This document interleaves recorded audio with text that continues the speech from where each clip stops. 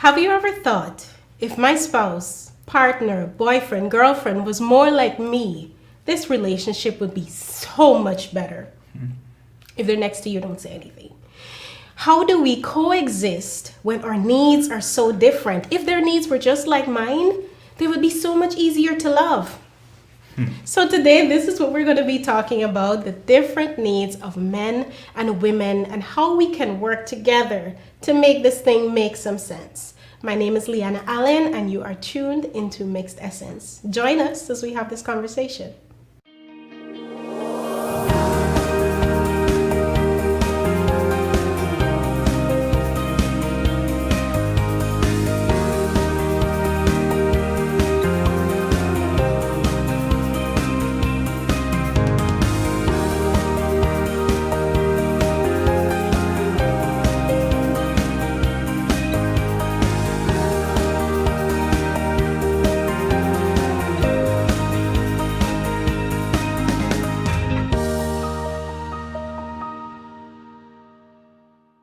So today we are talking about the needs of men and women, specifically about respect and love and affection. I am joined by my good friend Sion Renville. He's an IT guy, but he's also a poet, a man of many talents.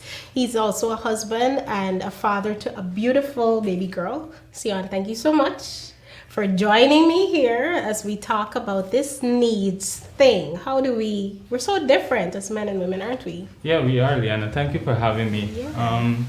When you mentioned this topic to me, I got to thinking if I know what needs are, initially I thought that needs were just things that we need to survive, very basic. The basic things. Right? But then when you think of it in a relationship sense, are these needs essential for the survival of what? Survival of a relationship? Or am I coexisting with someone? Yeah, or the survival of you in the relationship. that's a different conversation. Right? Yeah. Right, so definitely men and women, we have very different needs. Yeah. We have different expectations. We have different things that we want to be consistent in a relationship. And I'm so happy that we are having this discussion because it's not a discussion that I hear a lot. Right? So it's a privilege being here, guys. I hope that we can really engage and decompose what it is to have needs. Yeah. And do we have rights to have needs? Do needs conflict with each other? And is there a compromise or is a safe space between the two? What we're bringing into a relationship. Yeah. So. Yeah, and I think for anyone that has ever been in a relationship knows that you and the person that you're in a relationship with are not the same. Right. In the previous episode, we spoke about expectations and we started to lay some foundation work for how do we manage these different expectations we have just based on who we are and our backgrounds and our nature and nurture. And now we're delving into this dynamic of needs, the things that are essential for who we are as human beings. Right. I mean, if you went through, what was this? I don't know, high school, early university, you learn about the Maslow's hierarchy of needs, right. Where you have the basic things that, are essential for your survival. You need food, you need water, and so on. And then another layer above that, you start to deal with your need for belonging, your need to feel like you're a part of something, and until you get to the point of self-actualization.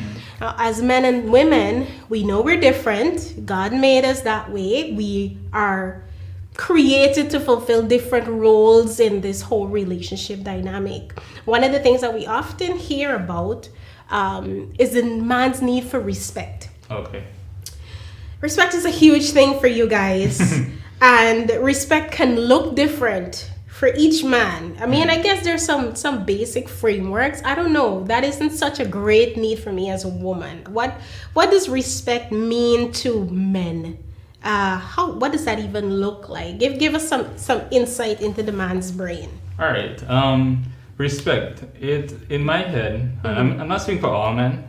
Right? But in my head, respect has to do a lot about appreciating my thought process and the picture that I'm seeing that probably from a female perspective, you may not see immediately. And if I'm to make decisions within the household, I'm speaking here as well as a husband, have to make decisions within the household, and it's something that we agree on, Right. then in the future, you would not want to undermine or deviate from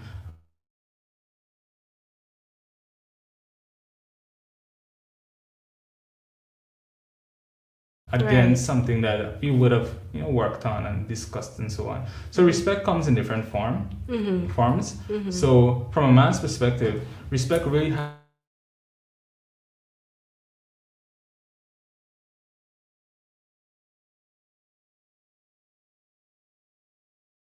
and giving us that space to do that, and appreciating the fact that we're trying. Not a lot of guys get it at the first time, but innate to us is that need for us to say, okay, I've provided a shelter, I've provided food, I've provided opportunities, and so on. But just to give us that space where we can say, you know what, as a man, I would have fulfilled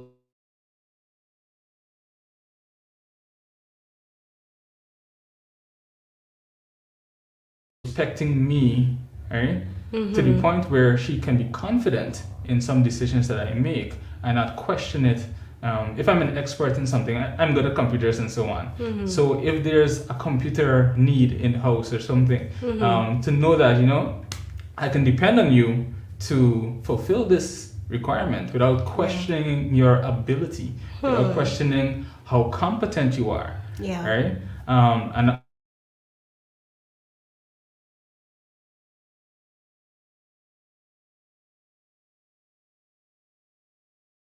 pedestal, but giving you your just desserts, right? So to say that, listen, you have qualities about you that I admire from a female perspective. Right. You have qualities about you that I admire, and because these qualities are constant, right? I know for a fact that I can be confident in your ability to do these things that you're supposed to do as a man in the house and in a relationship. You touched on a lot.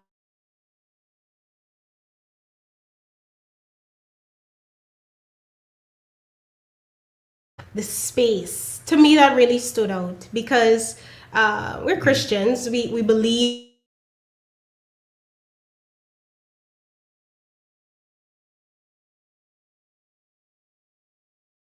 for a man to provide and to protect, and these types of things are innate to who a man is. But that space to do it, and not only the space to do it, but the space to do it your way. Right. Because oftentimes, while there may be a woman that accepts, yes, he's supposed to provide, or he's created to provide, he's created to protect, but it has to look the way I expect it to look. And that's the intersection, guys, between your needs and your expectations. Because how you may approach a certain thing may not be how she expects you to do it, or how she wants you to do it. And you end up in this situation where she's trying to push you, or the nagging, which comes across as disrespect. Does nagging come across as disrespect because you don't feel like you're being given the space to do it your way? How? I don't know. What are your thoughts on that? From my experience, nagging really it doesn't come across as fully disrespectful. Okay. Right? It comes across as impatient. Right? Okay. So not allowing me to do it, but in my time. Yeah. Right? Because in my head, if I'm painting a wall, right? And in your head, you're gonna ask me, when is the wall gonna be painted? When is it gonna be done? Right? And I'm thinking, all right, this wall, if it's a concrete wall, this wall gotta get some primer, this wall gotta get some compounding, this wall gotta get a few coats, and the process has to happen. Yeah. In her head, when this wall gonna look nice? This wall looking terrible right now. You got some white things, some spots, I see a sand in it. Every week is a different thing. It doesn't looking nice. Right? When this wall will fix. Right? So the nagging comes from, I'm dealing with a lot of other things. I know the wall has to be painted, right? But I understand as well the process. So a lot of times men, based on how they think, right? They decompose problems, right, into its stages. Okay. Right? And a lot of times it's not that same view for women. They just see a wall. It just has to happen. And it has to be painted, Yeah. right? And if you're looking at this wall every day, it becomes maybe frustrating to see your husband or significant other just relaxing sometime when this wall ain't painting yet. he could be on this wall. He could be doing something. Right? So yeah, the nagging just comes over as really like just being impatient and not allowing the process to happen. And that's where communication comes in, right? Because if I let you know that, okay, if I do X, Y, or Z, I gotta wait a while before I can do another phase in it. I gotta wait a while before I can do another phase. Then you'd appreciate what I'm doing, right? So it doesn't really come across as fully disrespecting, but you can just be very, bothersome. No. I don't know. I've learned in my experience that giving respect to me has an element to do with trust. Right. Because my husband may not do something in the time frame that I would prefer it to be done, but I trust that he has my best interest at heart. I trust he has the family's interest at heart, and this thing will get done. Right.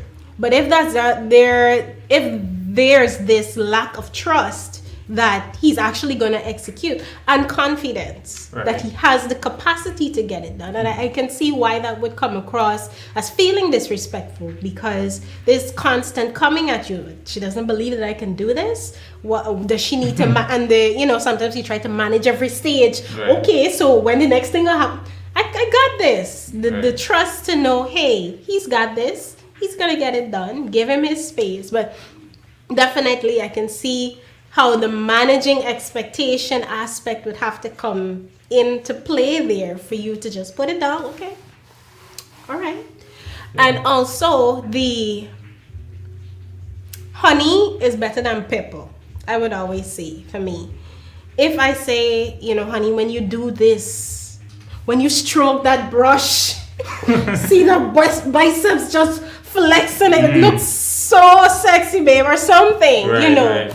That would be more encouraging, aspiring, whatever, for a man to say, okay, let me stroke that brush some more. Compliments work both ways.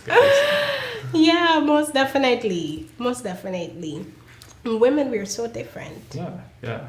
And it's funny that you brought up Maslow's hierarchy of needs just now. And I studied that while studying management and so on.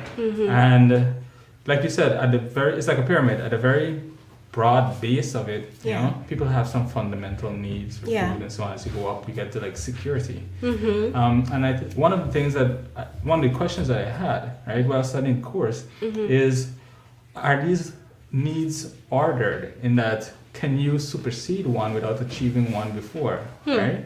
Could you achieve security without achieving the basic? Could you achieve self-actualization without feeling secure? Yeah. Right? And when we look at both male and female needs, right, we got to really understand how we process the different levels of needs and at what rate do we do. Maybe females, get up the ladder fast, or maybe men focus a lot on the base, in terms of what they want to do in provision of a house, of security, right? When women want to be, actualize, like, I am your wife, I am, this to you. Yeah, I can see that, and I can understand that too. And even the intersection with women's need for love and affection, it may look different when I'm just trying to get my basic needs met. You showing me love and affection at this level is just ensuring that those things are, put in place, and you indicate, hey, this is what is happening for you because I love and I care for you. Right. But at the actualization stage, it's more of building me up, supporting me to fulfill my dreams and all these different things. So we are going to take a little break and bring someone else on with us here to really help to drill down into this topic. So do stay tuned. Welcome back, everyone. Thank you for staying with us. In the studio, we have with us Ms. Michelle Charles. She is a stress management coach. She does a lot of work with married couples, and she has a degree in psychology. So welcome, Ms. Charles. Thank you. We're talking here today about needs. Yes. And the different needs between men and women. Mm-hmm. And how stressful this can be. You know, you're a stress management coach, so you're a perfect person to answer these questions, right? Oh boy. Right? You know that men have these, needs for respect, and to be appreciated. Well, women, they're more gentle and, need more affection, more love, more care. So how can we marry the two? Because people get married. Yeah. With their separate needs, right? Yes, so yes, how can we coexist in a home, and make it fun? Okay. Human beings are very, very complex individuals. Yeah. And it's not just needs we are managing. We are managing so many other things at the same time. However, everything we do in life, we're striving to meet a need. Okay. Everything we do in life, we are making strides to fulfill some need. That makes sense. Sometimes we do it badly, sometimes we do it good, right? And the dynamic of the man needing respect and the woman needing affection and attention, it normally works out well if the couple can have the conversation and recognize what respect looks like to her partner, because respect would look different to different people, right? And for him to have that conversation with her to understand how she feels most appreciated and loved. Yeah. So again, a lot of the times in relationships, people believe that there's a one-size-fit-all solution. There's never a one-size-fit-all solution because we're all so unique. Yeah.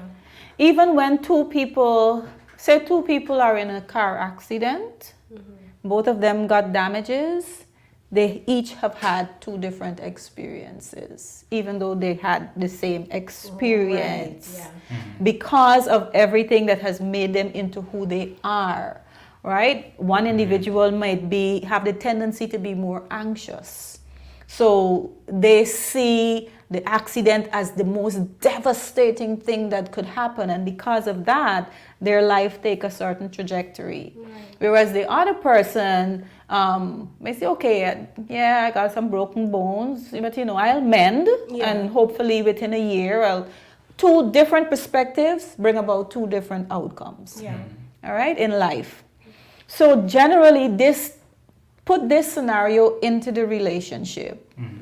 If the husband's need for respect, however that looks like to him, is at the top of his list of priorities, and his wife feels that whatever she does, she gives him enough respect, but she's just filling his tank halfway, then he feels as if, she's not being as respectful to him as she needs to be. Yeah.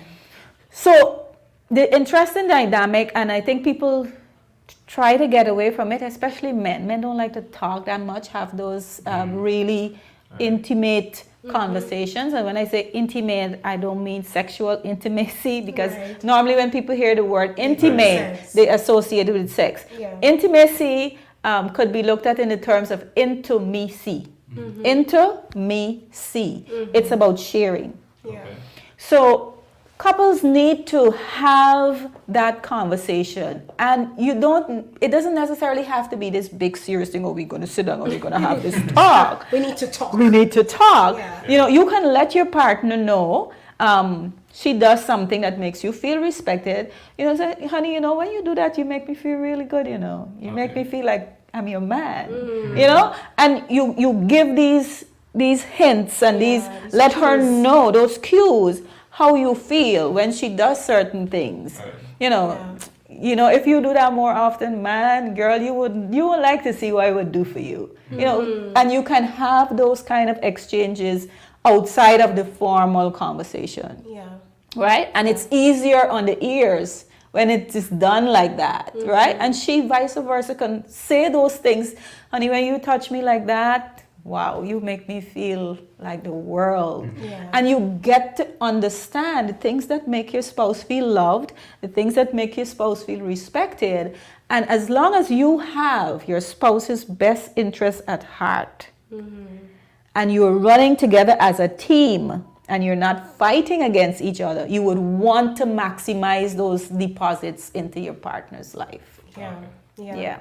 In the first half of our conversation, we had the example about, needing to paint a wall. And a man, Sion was talking about how the man considers all these different steps to get to the end result and how he's going to plan it out. While the woman just focusing this wall not looking good. We need to get this thing started. And so not giving them the space to be themselves in the process of getting things done, but also of meeting the needs. So I like how you framed it. It doesn't always have to be something so big and serious and oh gosh, so we won't talk, this whole thing. But giving them cues as to what brings satisfaction to you in the relationship.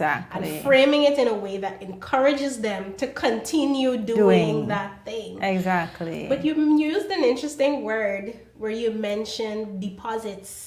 Like deposits, do you do that with a bank? Like how you making deposits, not like a piggy bank, where you're making deposits into a person. What's that about? So the concept of deposits in terms of relationships has to do with what we call the love bank. The love bank. And I think it was made famous by Dr. Willard Harley. His needs, her needs. And he pointed out that within each of us, we have this space where we're affected by the other, either for good, positively, or negatively. So when your partner impacts you in a positive way, it is said that they made a deposit. When they impact you negatively, either by things they say or the way they behave, they've made a withdrawal. Right? So the idea about the love bank is to try to avoid it going in the red. We don't want our financial bank account going in the red. We know we're in trouble when that happens. So the concept about the love bank is to try to ensure that it does not go into the red. However, just before, I know you have, I just want to remember this point. There's a little nuance there, because what has been found is that one negative act or withdrawal has more of an impact on our brains, on our psyche, than one positive impact. So when something when a withdrawal has been made, and especially if it's a big one, the spouse who did the thing that caused the withdrawal normally has to double up or triple up on the deposits to level out back, right? So the thing is, it's good to be constantly depositing. Once you know that these things, your wife, your husband love these things, just do them. Just love on them, so that when that negative impact comes, you've already built up. Your bank account is so well padded that the withdrawal won't drop you to the red. So that's an interesting concept. I have a question on something you mentioned earlier. And you mentioned that you use the analogy of a gas tank. Right? And it being, for the male, it being like halfway. And in my head, if the gas tank is halfway, the car doesn't run slower, it just doesn't go as far. Right? And if you take it into the relationship context, a lot of times men who work within relationships and they're half. They know that they're half, right?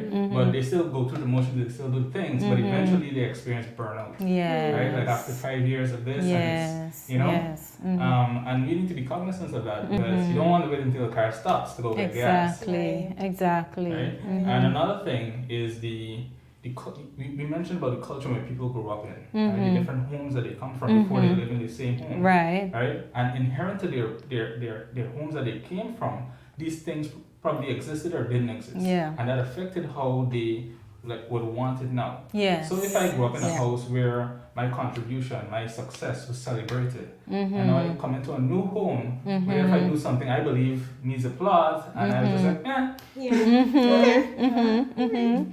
So it was for me. Right? It affects how I think about the situation. It affects how I do the next thing. Yes. Because I'm here trying to get some applause, some accolades, and all I'm getting is, Meh.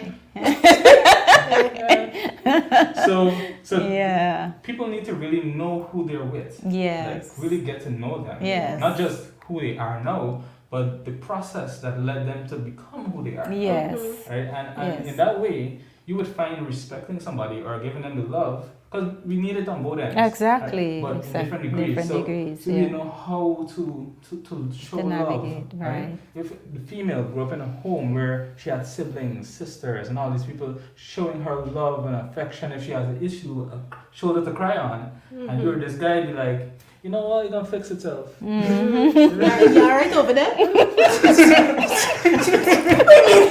Yes, and that caused people to go into crisis mode in their heads because they have been brought up to expect these things, and it has been so normalized because of their childhood experience that they do not. In some instances, they don't even stop to think that this person may not do that, and that's why it's just this is the framework through which I see the world. This is how the world works, so the expectation is there, and that is why on another episode we spoke about the courtship period and so on.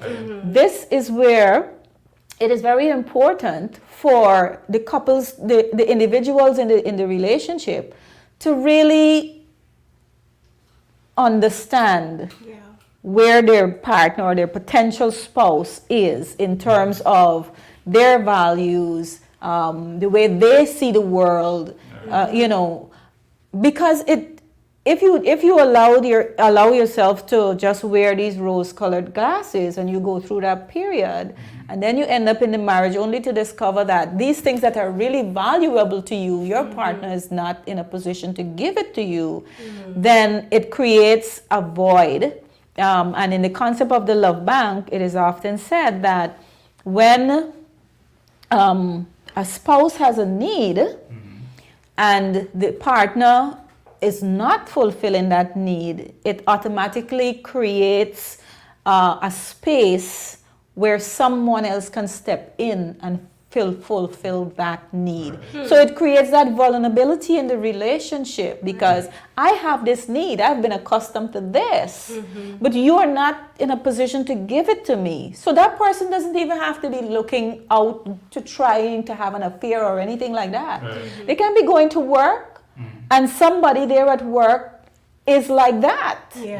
And they're very good at giving affirmation and so on, and you find yourself being drawn to that person. Why? That person is fulfilling an innate need within you that your spouse is not fulfilling. Whoa. So you really need to take. I really have questions because should I fulfill all needs? And if I can't, then should I? How do we bridge that? Yeah, I think too.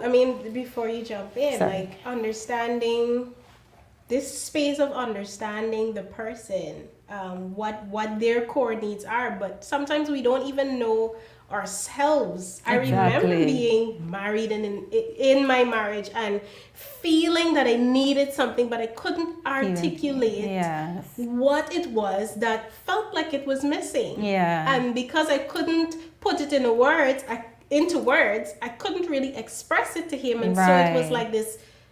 I don't know what to do because men are problem solvers. So if you can't even articulate your problem, how is he going to help to solve it? How do we even get a better understanding of what those needs may be. I know there are resources out there and all these different things that can help to guide you. And in another episode, we probably go more into those things. But like, what are some general needs for women, like the general top 5 and the general top 5 needs for like a man, so people can start to figure out, okay, even if these are the general top 5 needs, which one is most important to me, which one may be more important for my spouse, to help us to start thinking along those lines. So interestingly, we all have the same needs.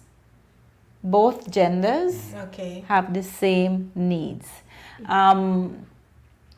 However, because of the roles that we have been assigned in society, based on gender, certain needs are elevated and certain needs are at a lower level. Right? So for men, because men have been made the head, if we're looking from the biblical context, men have been assigned headship over the wife, even though they're both to walk together and to submit to each other. If we check in Ephesians 5, I think. The man is accountable to God for his family. Right. So God has given him that. And I have heard many men, talking about, oh, she doesn't submit to me. So it has been, I believe that the biblical context and the continuation of the patrimony, I think is the name, where the males... Patriarchy, right. They have a higher... They're placed at like a higher level slightly than women, because even now, even in the world of careers, women are still trying to break the glass ceiling in so many different areas. So this has helped to feed into the man that he needs to be respected by his lady. Okay. Right? On a very deep level, we are affected by our culture. We really, really do not recognize the impact our culture impacts on the way we think and the way we engage in life. Okay. During my studies, I remember looking at a tribe somewhere in Africa where the men stayed home and took care of the children, and the women went out and hunt for the food. Really? Yes. Oh, wow. And they were quite fine with that arrangement. But because that was normal to them. That is what their society embraced as normal. You try to do that in the Western world, that ain't gonna happen. All right, so it's really a lot of influence and impact that we receive from our society that coincide with the roles that we think, and these things also help to elevate or suppress the needs that we all have. All right. Just quickly, I wanted to mention that there was a few studies done where the neuroscientists, those are the people who study the brain, they actually did some studies where they did the connections, and they recognized that there are 5 core emotional needs that each human being has. Let me see if I could remember them. It's self-esteem, control, orientation, attachment, and pleasure. Now, all the other needs that we have find its roots in one of these 5. So you might say, okay, I need respect, right? But what need is respect fulfilling for you? Is it self-esteem? Is it your need to be in control? And control is not necessarily a negative term. We're sitting in these chairs, and we need to know that these chairs will support us. That is a sense of control over your environment. Is it control? Is it my need for attachment? That bonding, that connection? Is it my need for pleasure? So it is good for us to even as we speak about men's needs and women's needs, to check and see where the need that we're identifying, where it finds its roots. Yeah. Oh, wow. Deep stuff. Yeah. Deep stuff, deep stuff. Well, guys, thank you so much. This is all the time we have today, but clearly there is so much more for us to delve into and to understand, and we are here for you, and we're here to help in this regard. So sometime in the future, God spare, we'll revisit this and really get deeper into this so we can have a better understanding of self, so our lives can be enriched and we can do this thing better. So thank you so much for joining us. If you have not yet done so, do like and subscribe to our page so you can stay in the know. If you have a comment or a question, feel free to share in the chat. If you want to connect with Miss Charles, her contact information will be in the link below. So thank you. Take good care.